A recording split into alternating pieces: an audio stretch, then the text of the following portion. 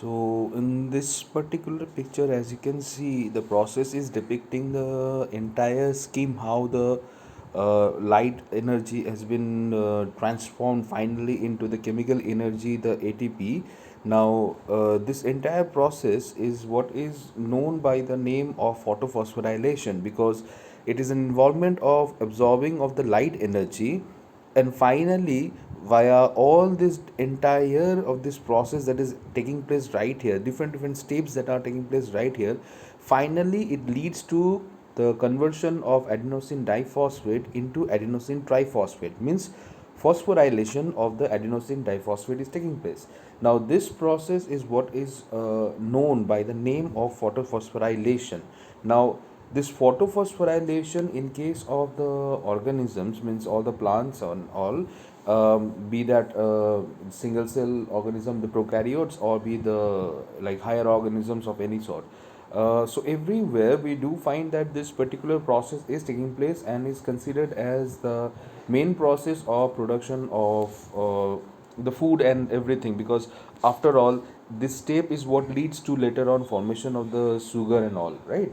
Now this entire process, it's represented, means this process of phosphorylation is represented by two different types, means it has been noticed on certain conditions there these two varieties of this photophosphorylation can be observed within the organisms, different organisms.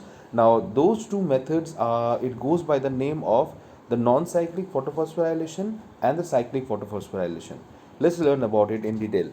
So the non-cyclic photophosphorylation, or which also goes by the name of the Z-scheme process, here it's written as Z-scheme process. Now the Z-scheme process is actually is like when the ATP formation is coupled to a non-cyclic transfer of electron. Okay, means you can see here that the electron that is being generated, this blue color stuff, this is the electron. So when the electron is generated here, this electron is getting through this all this system, this entire ETS pathway, and finally it is reaching here, transforming into NADPH. This electron is not being reutilized, isn't it? It's like it's released from here and it is going right there, forming into, transforming into NADPH. So if that happens, then we are not seeing any recovery of this electron, isn't it? In this particular method we are not seeing any recovery of this electron. It is considered that the electron, it is coming from the water molecule, so because of it the oxygen is also released right there. You can see the water being split into oxygen and hydrogen. Now from there this like electron is released and the electron is moving out there through this entire pathway. So there is actually a way of the like getting this electron, but this process is not like the electrons are not cycled back, isn't it? So it is like the like it is being used for the reduction of NADP to NADPH2. Now this reaction, it is like in a way we can say like this process is like it's not gaining the energy back, it's not gaining the energy that it is expending, it is just utilizing the energy, and it's key, and it keeps on making all that thing that is necessary. So this method of non recovery of the like energy, I mean the electron, is what goes by the name of the non cyclic photophosphorylation. Now for that, as you know, the chlorophyll, it actually transfer the electron to this redox chain or this chemiosmotic system where the plastoquinone, then the cytochromes, then the plastocyanins are there, means this one, these all sets, and they all are responsible for the transfer of the electron from the chlorophyll straight away to, like, actually this is photosystem 2, the first set of chlorophyll set that will be found there, and this is the photosystem 1 from where the finally the NADP reduction is actually taking place.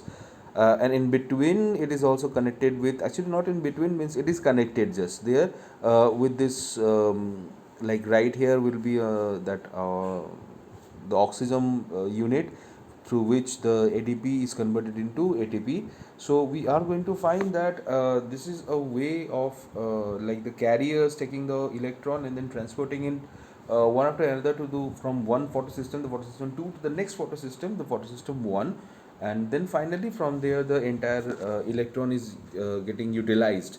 So if that way we say that the entire system is working, so it is like this transfer is like it is completely utilized, isn't it? Transfer of the electron is completely utilized. So ultimately the electron is not gained back, right? So this method is what is known as the non-cyclic process of transfer of electron.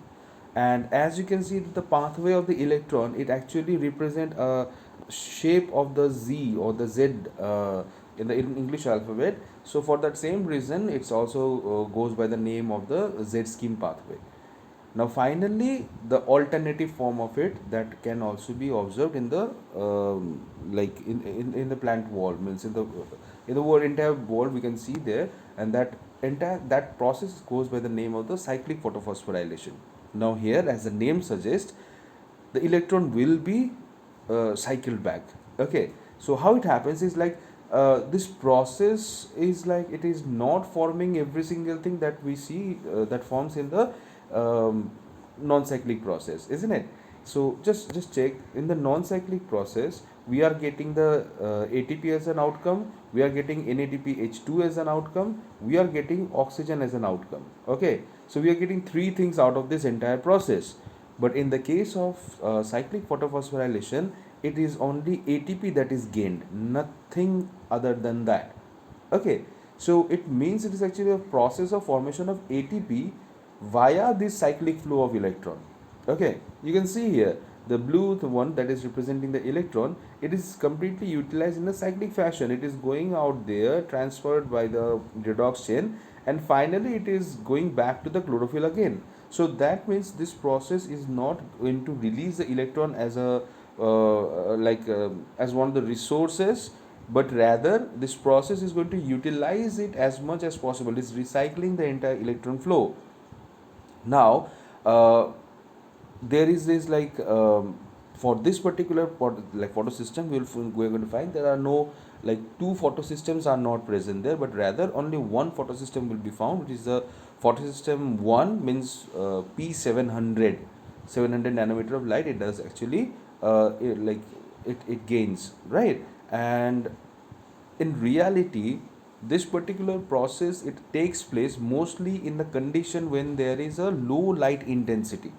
Okay, means light intensity is low, and in that particular case the entire fixation of the carbon dioxide, it's actually inhibited. Okay, cause for the fixation of the carbon dioxide, you means actually the plant will require not only the ATP, but also the NADPH, and also the like water molecule, to split the water molecule, isn't it? So here we are not seeing any of those things happening here. No splitting of the water molecule, no production of oxygen, no production of NADPH2, only the production of ATP will be seen. Now, why ATP? ATP is actually the universal energy currency of this of the entire living world. So that means this is a way of production of ATP, so that the plant can sustain itself, the cell can sustain itself. Okay, but this process is not liberating any NADPH at all. There is also no production of oxygen. So ultimately this process is only used for gaining the energy and using that energy for the sustenance of the life, right?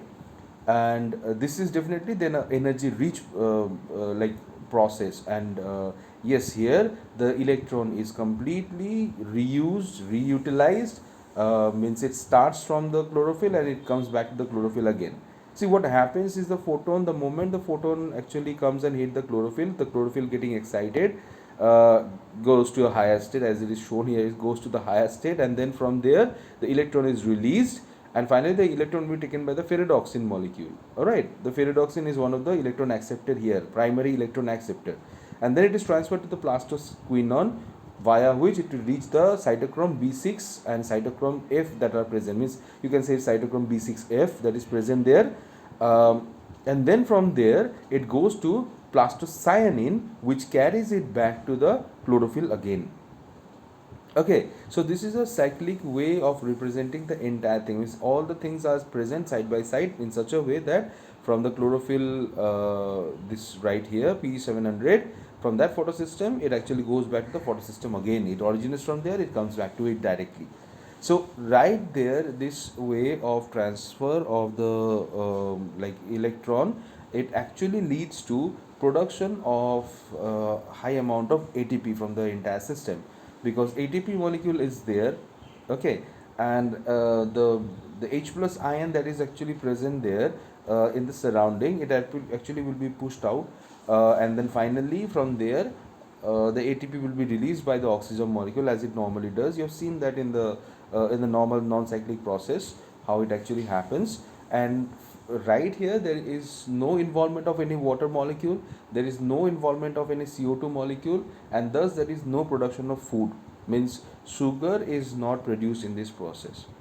Okay, it is just that the ATP will be released and that ATP will be utilized. Okay, so this method, it does happen in the like definitely it like entirely happens in not only the thylakoid of the if the chloroplast we are talking about thylakoid, it doesn't happens not like except it's not excluding to the thylakoid. Okay, it also happens in the stroma lamelli section also. That is also one more thing that is unique about this process, because you know that the non-cyclic process, it takes place within the thylakoid only, and then in the stroma process we have the Kelvin-Benson cycle taking place. But right here, since there is no requirement of the Kelvin-Benson cycle, this process has been noticed to take place in the stroma portion also. In a way, like the organism which mostly show this method, mostly, right, those organisms are even they don't have the chloroplast, they don't have this segregation of this different structures there. They actually, it's like the bacteria which mostly show the cyclic photophosphorylation step. And also the higher plants, wherever we see them, we find that it actually occurs in both the places. Okay, so that will be like the main differentiation between the cyclic and the non-cyclic process of photophosphorylation. It is just by the movement of the electron that we name them either a cyclic or a non-cyclic process.